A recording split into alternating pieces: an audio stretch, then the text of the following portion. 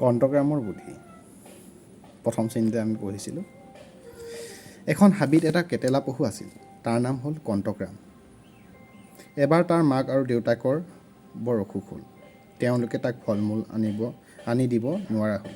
kontakrame ভোকত বৰ কষ্ট পাবলৈ ধৰিলে।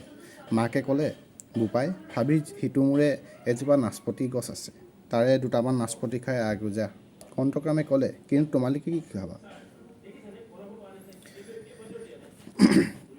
আমাৰ গা ভাল পালে আমি খামগৈ। মাকে ক'লে, এতিয়া তয়ে যাগৈ, যা। kontakramৰ বৰ দুখ লাগিল। মাক দেউতাকে তাক সদায় খুৱায়, আজিনো সি অকলে খাবনে? সি ভাবি ভাবি গছৰ তল পালেগৈ। দেখিলে ওপৰৰ ডালত পকা পকা বহুত নাচপতি, তলতো কেইবাটাও নাচপতি পৰি আছে। সি ভাবিলে, এটা বাৰু সি নিজে খাব, এটা দেউতাকৈ মুখত লৈ যাব, মাকে কি খাব?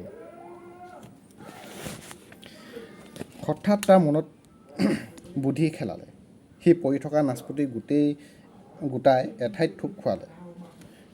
তাৰ পাছত তাৰ কাঁইটবোৰ থিয় কৰি ল'লে।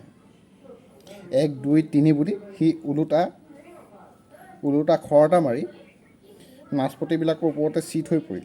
তাৰ পিঠিৰ কাঁইটবোৰে 4টা নাচপতি ফালি ধৰিলে আৰু মাক দেউতাকলৈ ধুনীয়াকৈ পিঠিত নাচপতিবোৰ লৈ কেকো জয়ীকৈ সি ঘৰ পালেগৈ। মাক দেউতাক আৰু সি তিনিও নাচপতি ভগাই খালে। মাকে ক'লে, আমাৰ kontakramৰ কাঁইটবোৰ কোমল, বুদ্ধিটো হ'লে বৰ চোকা দেই। ধন্যবাদ।